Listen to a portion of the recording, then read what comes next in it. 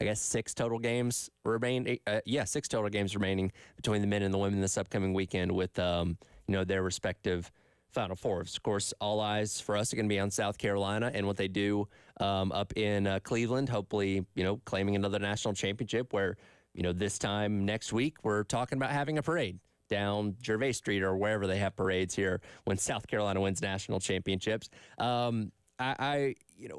We've talked about it so much this week that Carolina, in a weird way, is kind of flying under the radar.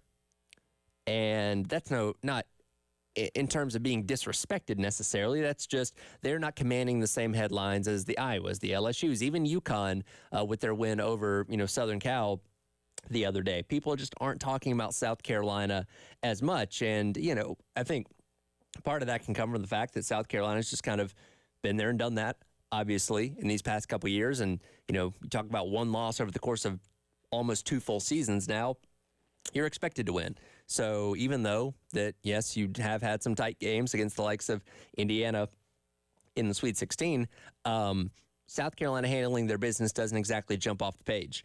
I was reading ESPN yesterday, and Charlie Kareem, who's ESPN's guru, bracketology guy for women's basketball, put out an article reseeding the Final Four teams, and I thought he might actually put Iowa at number 1.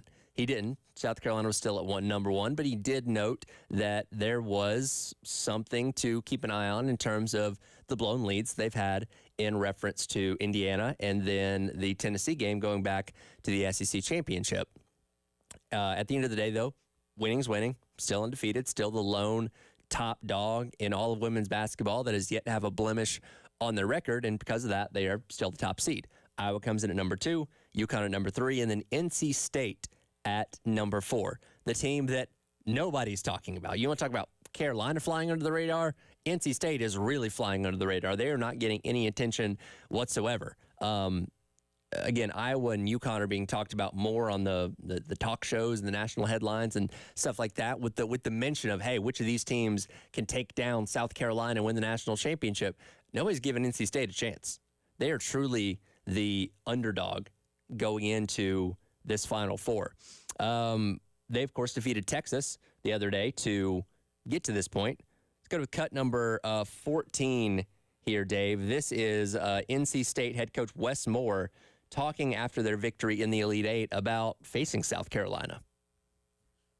Yeah, again, it gives you a little bit of confidence. We were able to split with them, and they're a great team. Obviously, the best team in the country, but you're not playing a 4 out of 7 series. You're playing one game, okay? So we just got to find a way to win one game against them, and it's going to be a big challenge.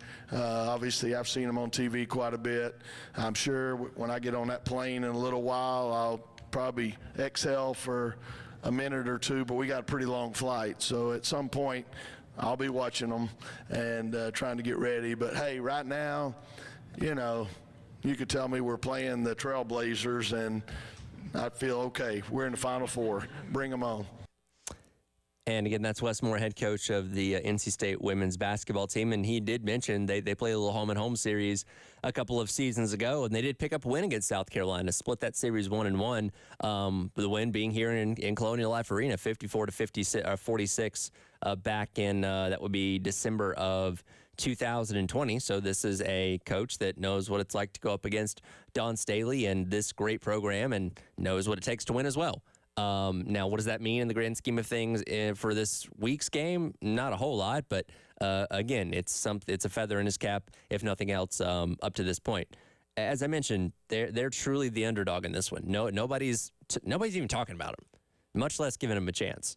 South Carolina has opened up as an 11.5-point favorite against the Wolfpack coming up on Friday night. ESPN's win probability metric has South Carolina with an 83.8% chance to win this game and go to the national championship. For as much overlooking as people are doing on NC State, they're no stranger to toppling top dogs. We have to look at how they got to this point to be in the Final Four. Guess what? They took down Stanford, the number 2 seed in their side of the bracket, and Texas, most recently, the number 1 seed in in their bracket. So they're no stranger to taking on the best. And not only did they beat them both by 10 points. So this wasn't miracle three-pointers to the buzzer or anything like that. They handled those two teams in their last two respective conference games. They also beat UConn and Colorado in the regular season.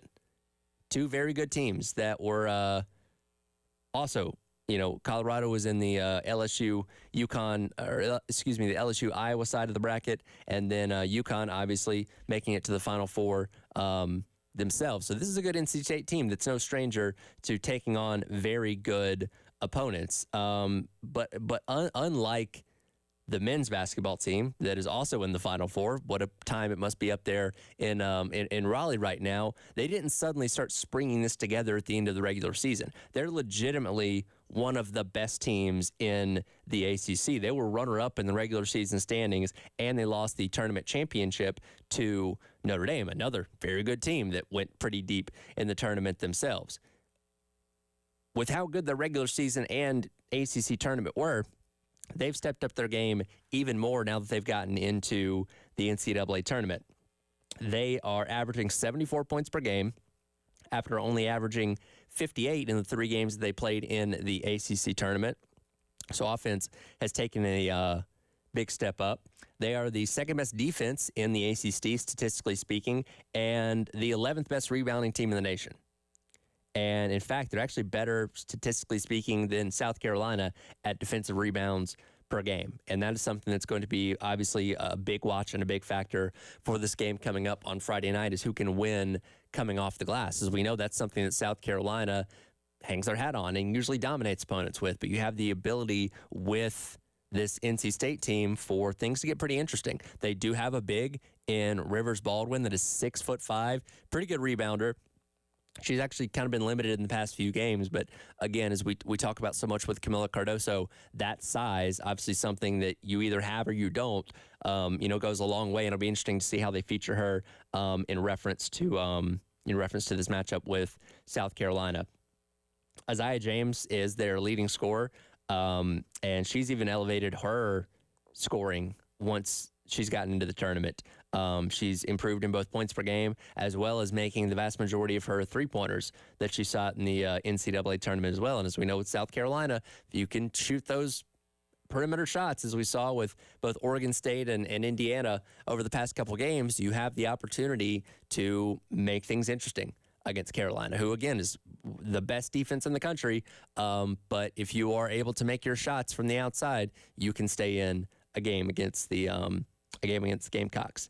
And a name that we're obviously familiar with here at South Carolina, Sanaya Rivers, former Gamecock. Has been on this NC State team for a couple seasons after winning the national championship with South Carolina a couple years ago. She's truly kind of the Iron Woman of this NC State team, as she averages more minutes per game.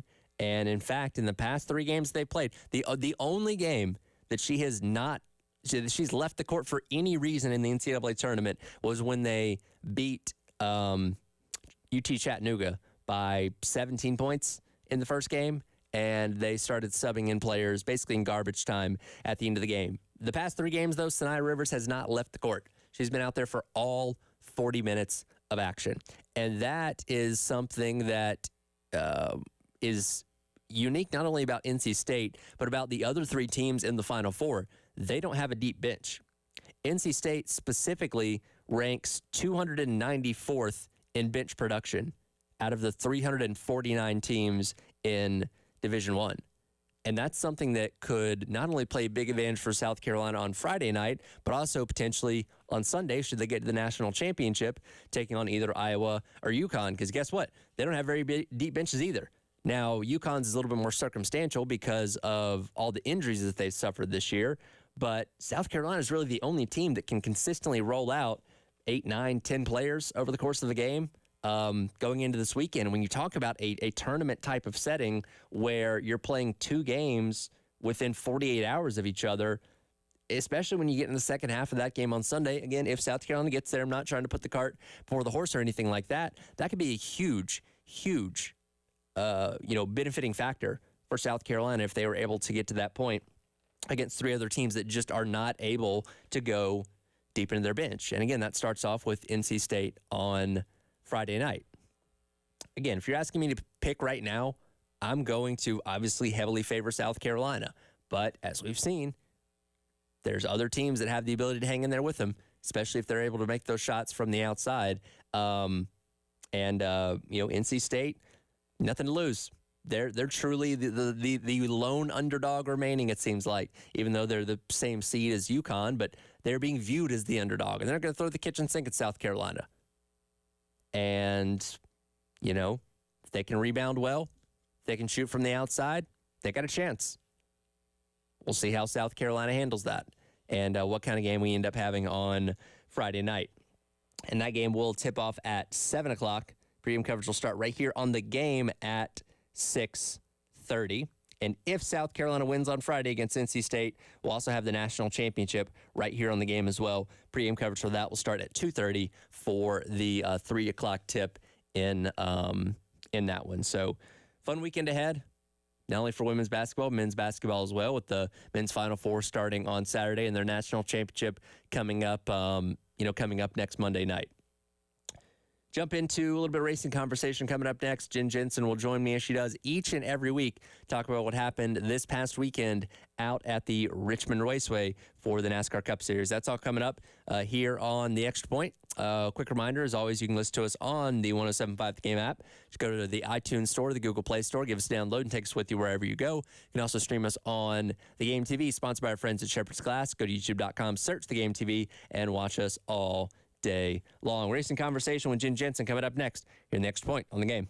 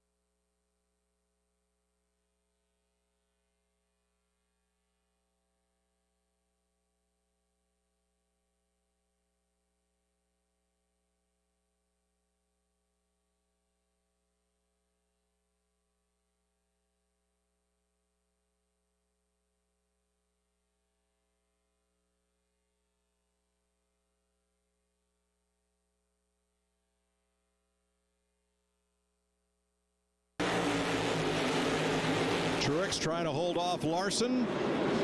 Logano. Oh! He didn't like what he saw. Truex come down Dorsey and down the back straightaway. Denny Hamlin, winner.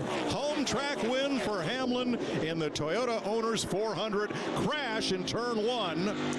Welcome back in. It is the Extra Point. Tyler Head along with you on your Wednesday morning. Time to talk a little bit of racing. Jen Jensen joining me as always on the Love Chevrolet phone line. It's 803-404-6100. Jen, that was the call on Fox on Sunday night, Easter night. Denny Hamlin picking up another win this season, the first one coming at Bristol just a couple weeks ago. That isn't surprising, and he's very, very good at Richmond. What is the nature in which he won, because this win was a little bit controversial.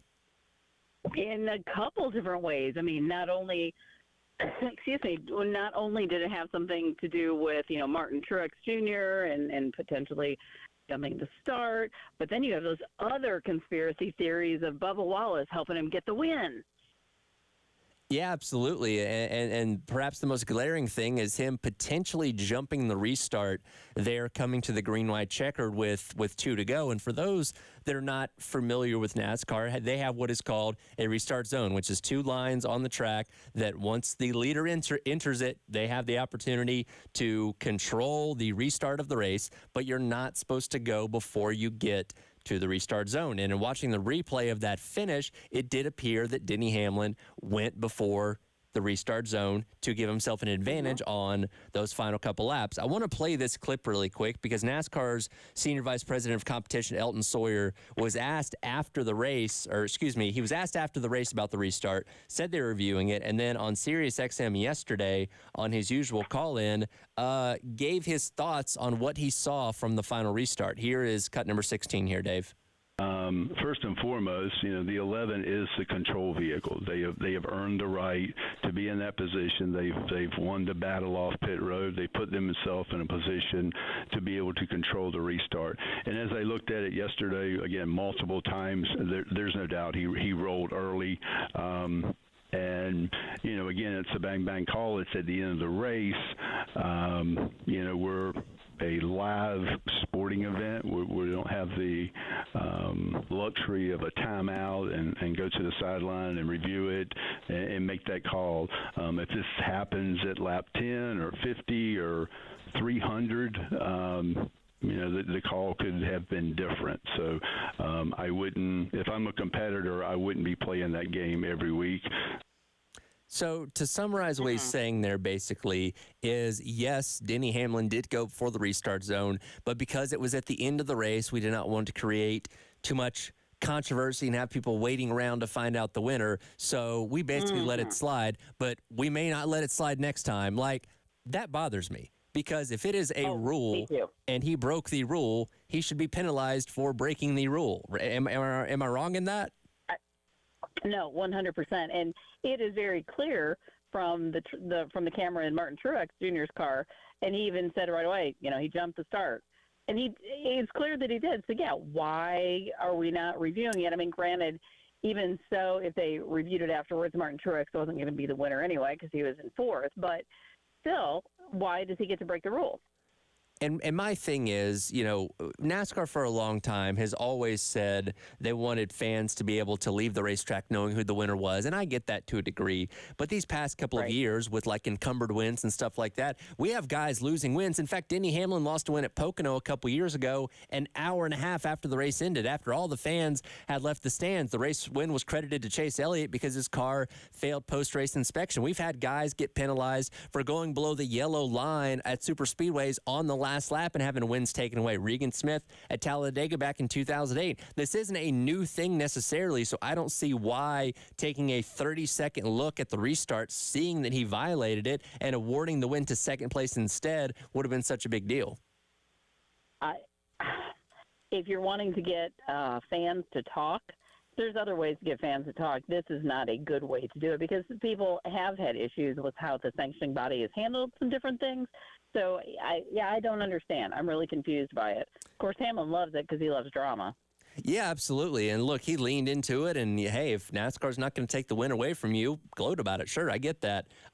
Continuing to play into his heel persona, which he plays really well. You mentioned Martin Truex Jr., who, again, was very upset with how the race ended. Denny Hamlin obviously raced him hard on that restart as well. Kind of took out his frustration on Kyle Larson at the end of the race. After leading over half the laps, I completely understand where MTJ is coming from. And now he's still looking for that first win of the year. Yep, and I'm pretty sure that it was probably a tense meeting Monday morning at the Joe Gibbs workshop because, I understand you both have to race for the win. You're not just going to give somebody the position, but just the way Denny kind of used him up and whatever. And granted, I know that Truex didn't have as fresh of tires as Denny did and all that.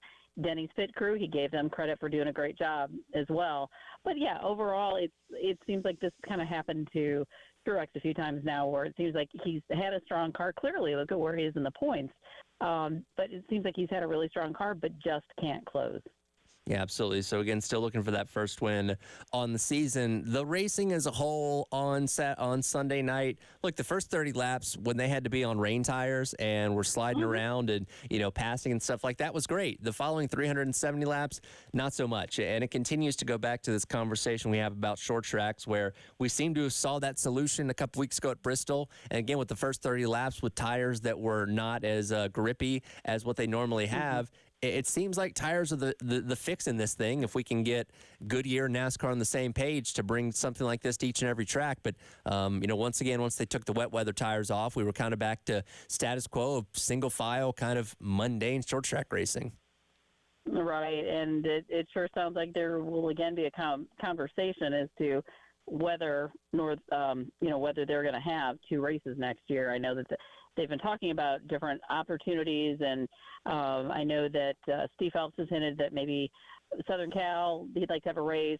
I think they've mentioned like Canada or Mexico, and it's like Richmond just doesn't perform. It's okay, and obviously the ratings this year, I think I saw like 3.3 million, but you can't really compare that against anything because we didn't have a night race previously, so not really a good judge there. But I don't think it's a favorite track, and I just wonder if this is the last year we'll just see one race or two races there.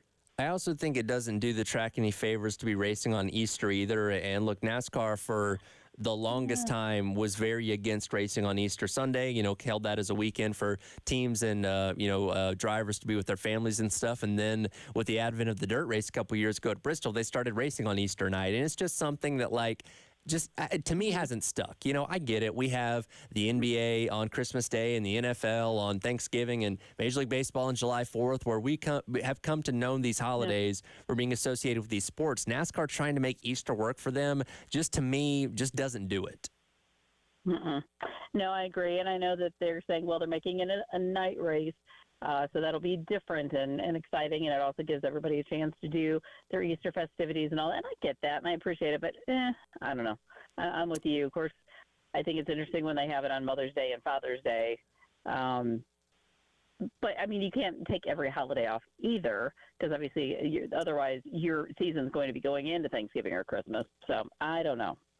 Yeah, and that makes sense. And they did stay away from Mother's Day specifically for the longest time, typically choosing to run that on Saturday nights. We actually run the Darlington Throwback Race on Mother's Day now. Those don't bother me quite as much in running on Father's Day in June. But when we're talking about like major holidays like Easter, again, NASCAR did a good job of staying away from that for many years. And again, these past couple of years, it just hasn't really stuck for me or I really think anybody on racing on Easter night. No, I'm with you, and I know they have more night races on the schedule this year, and that's a concern for me. I mean, I think it's cool because I do like to see them race under the lights. I kind of prefer going from day to night because I think that is kind of an exciting concept as far as how the cars are going to change and your strategies, how those will be different as you go from daytime to nighttime. But the starting at night, especially on a Sunday night, it's like, really? Some of us have to get up and do a morning show. Yeah, I was going to say, once you become an adult, that running those races on Sunday night isn't quite as fun. No, no. Anything about the crews who were covering it for, be it MRN or any of the sports networks that they've got packages to get in, and yeah, it's probably not fun for them at all. Probably not. Well, they're off to Martinsville this weekend. Hopefully, we can see some good racing there. I did enjoy what we saw last fall. They did have a little bit more tire wear. Ryan Blaney obviously won that race en route to winning his championship. So hopefully, we see a good short track race this weekend.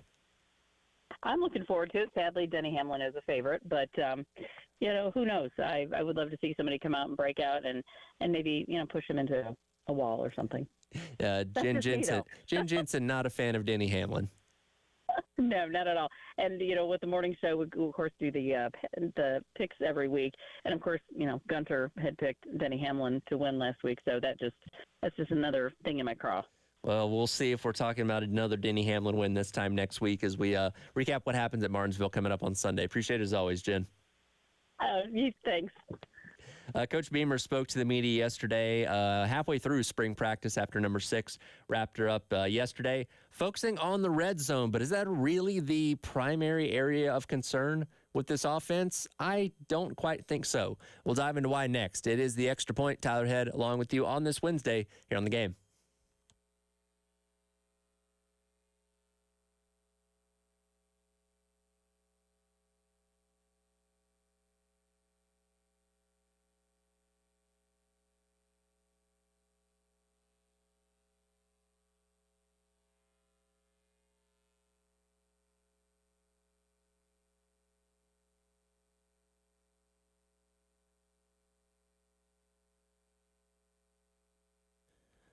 As I ask the question often, how many times do you think about your home's foundation throughout the day?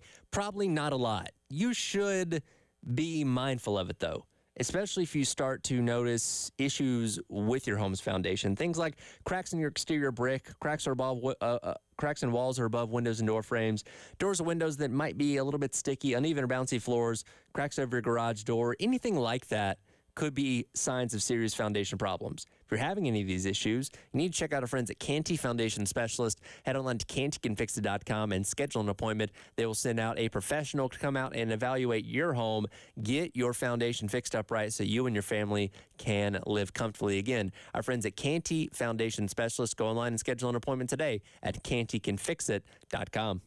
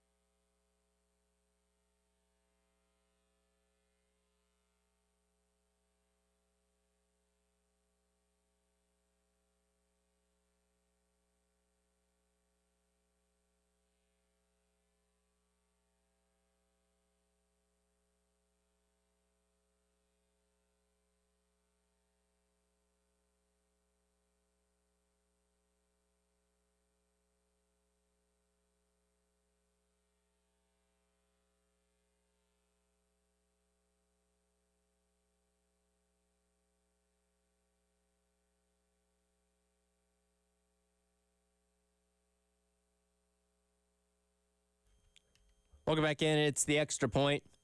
Tyler Head with you. Excited for Friday. Charwood Golf Club in West Columbia. It's our annual 107.5 The Game Spring Golf Tournament. Come out and hang out with us. Still an opportunity to join if you want to. $400 for a foursome, $200 for a pair.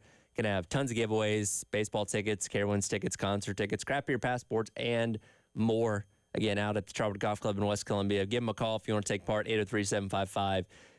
Register again, 803-755-2000. If you want to take part with us out there coming up this Friday.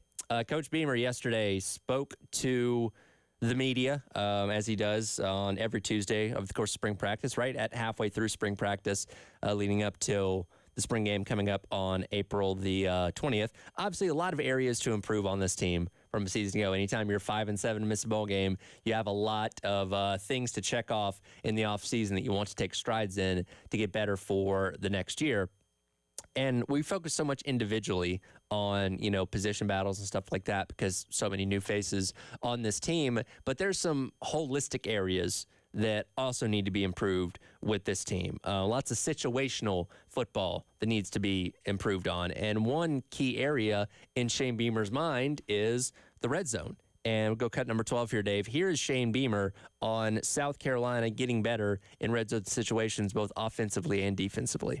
Yeah, I think overall weren't good enough. If you just look at our record and whatnot, we didn't do a lot of things well enough last season. But in regards to being able to finish drives, I think we had our moments, but certainly games like North Carolina stand out where I think we were inside the 20-yard line 3 times and didn't score, if I'm not mistaken, as well. So being able to get down there and then finish, and then defensively, a team's going to get down there, but when they do, you got to, hold them to field goals and try and keep points off the board in general. So, certainly need to be better, without a doubt.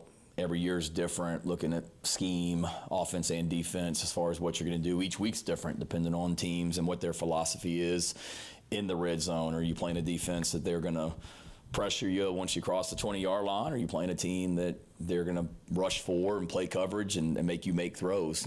So every week is different. But overall, got to be better. We got to make sure we come out of there with points, preferably touchdowns, without a doubt.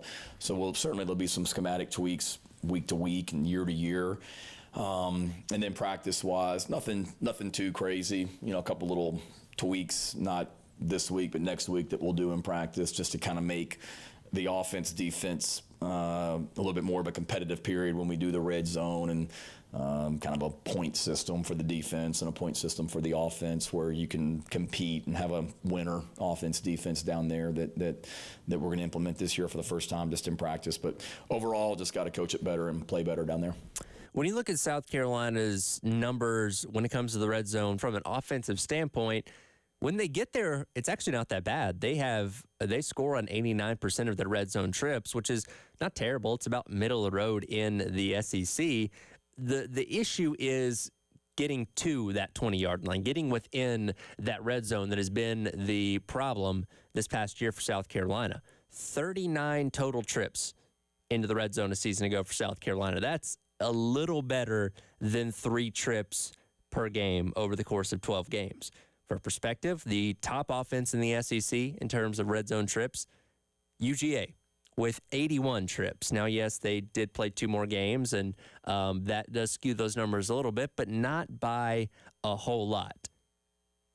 And that goes back to what I think is maybe the underlying issue with this team is not necessarily not necessarily what they're doing when they get to the red zone. It's the problem getting there.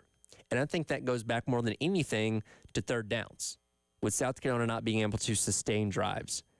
Carolina only converted a third of their third downs last year on offense, and were only better than 50% on third downs in one game a season ago. That was against Furman.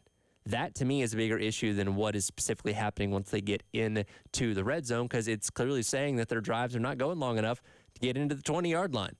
If you're punting or stalling out at the 40 or 50-yard line, then that's a bigger issue to me. and something that they need to continue to work on, which goes back to the basis of a lot of problems with this team. What's happening in the trenches? The offensive line. If you can't block for your quarterback, if you can't block for your running backs, then you're having a really tough time staying these drives and putting them together. Again, you have 16 bodies in that room on scholarship, and we hope they can carve out a good, competent starting five from that. And we talked about this yesterday. The group of five up front that seem to be the ones as of right now, anchored by Rashawn Lee in the middle of that line of scrimmage, and we'll see how that can progresses over the course of the spring and the summer. But, again, so many areas on this team to improve offensively, and if you can get better on third downs and continue to sustain drives, guess what? You continue to move down the field. You continue to get yourself in the red zone more, where, again, your red zone scoring isn't terrible. Could be a little bit better. You'd like to be more in the top half of the SEC than being in the middle of the road, but that's not as gargantuan of a leap you have to make, I feel like, as opposed to just getting better on third downs and having better third down situations where you're not going 3rd and 7 and 3rd and 6 constantly, being in 3rd and 2, 3rd and 1, those kind of things that you set you up for more success in converting those third downs, which, again, goes back to the offensive line thing, where if you can get 3-4 yards on first down or second down on these runs, then you're setting yourself up in a better situation for third downs, as opposed to, all right, you got a 1-yard run. Okay, well, Rattler threw an incomplete pass. Now you're in 3rd and 9. You know what I mean?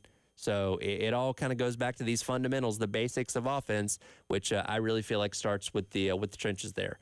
On the defensive side of things, South Carolina, 5th worst in the SEC in terms of red zone scores allowed a season ago. So when teams got into the red zone, South Carolina had a very tough time stopping them, as they did with a lot of things defensively a season ago. However, they improved vastly in November. They cut opponent red zone trips completely in half in that month of November. That was an interesting month for South Carolina's defense. Why? That was when they really started to implement that 3-3-5 more. Now, we know from the standpoint of what Clayton White has said and what we've seen from a season ago, it's always been a part of what South Carolina did defensively with this scheme being a base of a 4-2-5, but there's no doubt they started using it more. We saw guys like Bam Martin-Scott come along a whole lot better once this defense started to get used, and the numbers speak for themselves. South Carolina was the second best defense statistically in the SEC once they started going more 3-3-5, and again, got a whole lot better when it came to red zone too, just not allowing teams to get there. And as Clayton White said a couple weeks ago when we talked to him at a pro day, the defense is going to be multi-schemed where you use the 4-2-5 and the 3-3-5, but man, when you look at these numbers, and again, this is a 4-game sample size, so it'd be interesting to see how it plays out over the course of an entire 12-game regular season. But, man, it's hard to argue with that. The defense got a whole lot better once you started doing this. Now, maybe the personnel that you brought in on defense, with guys in the transfer portal and true freshmen and all that kind of stuff, benefit you more from being more 4-2-5, and that's something you have to figure out. But, man, if the defense is anything like they were a season ago, 3-3-5 might be the way to go. And that's something that's going to be, interesting to keep an eye on once we do get into the season, is how they use that and how that affects things situationally when it comes to things like red zone, when it comes to things like third down. How much better do they do playing out of that 3-3-5? We'll certainly have to see. But I think we all hope they're going to use it more if it continues to give the benefits like it did for them at the end of last season. We'll wrap up today's edition of the Extra Point. The numbers are in for Iowa and LSU the other night on ESPN in the Elite Eight. And no surprise, they are quite staggering. We'll dive into that coming up. Tyler Head along with you, Captain Dave, producing on the other side of the glass here on The Game.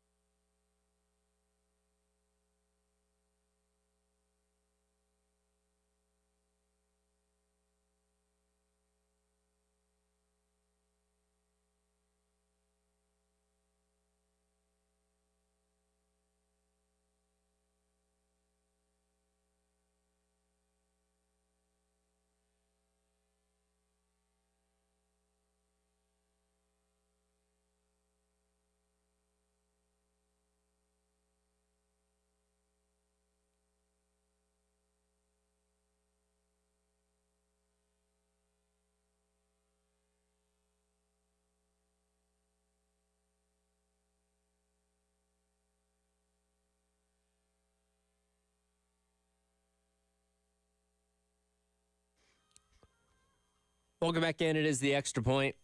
Tyler Head with you. Cap and Dave producing on the other side of the glass. Coming up next in the Garnet Trust Hour, by the way, Alana Vaughter of South Carolina softball going to be joining us, talking about the season that has been so far for her and the Gamecocks team. She was just named Pitcher of the Week, by the way, in the SEC yesterday. So we'll dive into all that coming up with her in the next hour. Coming up Friday night, of course, women's basketball in action in the Final Four as the Gamecocks take on NC State. Pregame cover starting at 6:30. First pitch, tip-off at 7 here on the Game.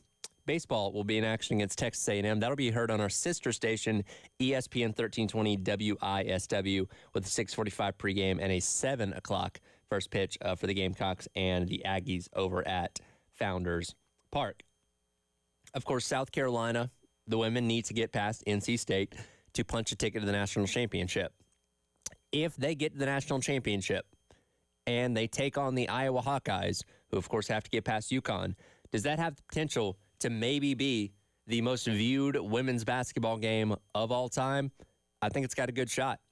We got the numbers yesterday for Monday night's encounter between LSU and Iowa, which is now the bar. It's the standard for the most watched women's basketball game of all time at 12.3 million viewers, which is a sizable jump from their game last year in the national championship, which had 9.9 million viewers. And yes, I do believe part of that goes into the fact that this game was played on a Monday night where you have more of a captive type audience, which if you've ever wondered why the football national championship and men's basketball national championship gets played on a Monday night, it's because ratings are better, because you have more of a captive type audience in that type of scenario where you can pull in really good numbers. That's why Monday Night Football does absurd numbers, each and every week, because you have a little bit more of that captive audience on Monday night. So you had this with Iowa and LSU, all the hype leading up to the game, all the buzz, everybody talking about it. Who it was? Caitlin Clark. Was it going to be Angel Reese? Who's going to go back to the Final Four? And the numbers reflect that.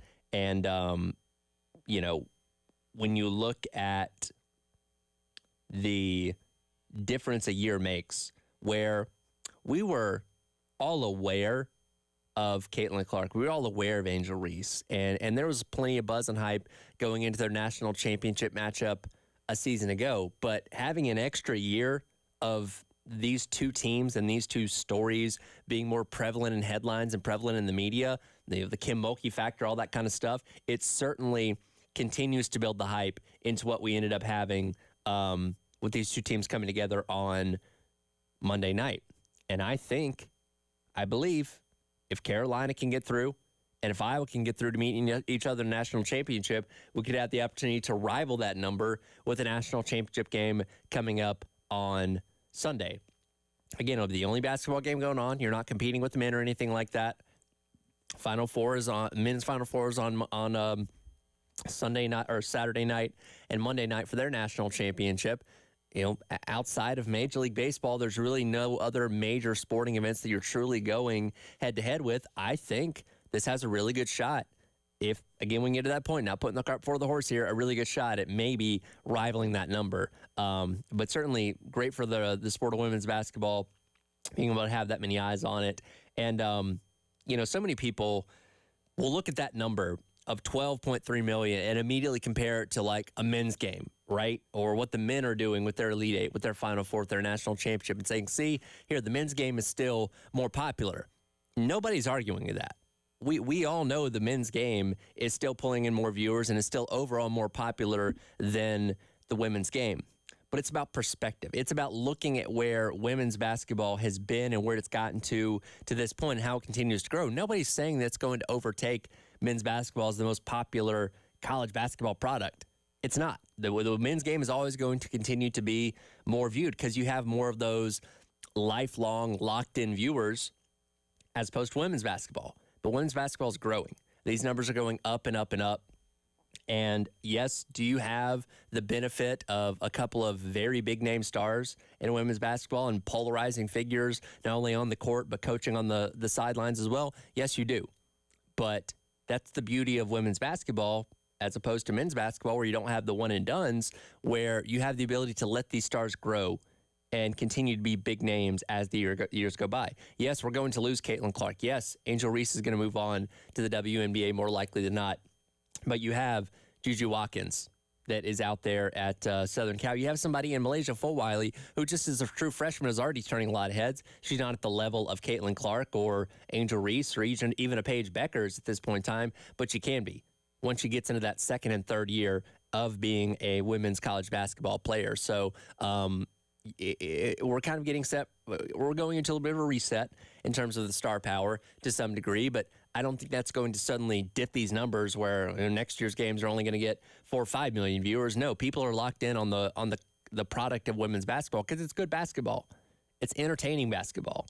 And again, having stars and characters to be able to latch onto, to like or to dislike, certainly, certainly helps with that as well. So great number for that game the other night, and even the follow-up game between UConn and Southern Cal, that still pulled in 6.7 million. Now that game didn't start until like after 9:30, so you have a lot of people that were probably heading to bed shortly after that could have dinged that number a little bit, but still very solid. And these are numbers that women's basketball was not pulling 5, 6, 7 years ago. So great to see the sport continuing to grow. And again, if Carolina and Iowa can make it, I'd be very interested to see what kind of number they're going to be able to pull on Sunday in the national championship. That'll do it for today's edition of the Extra Point. Coming up next, it is the Garnet Trust Hour with South Carolina softball player Atlanta Vaughter sitting in here with me and Chris Clark coming up next here on The Game.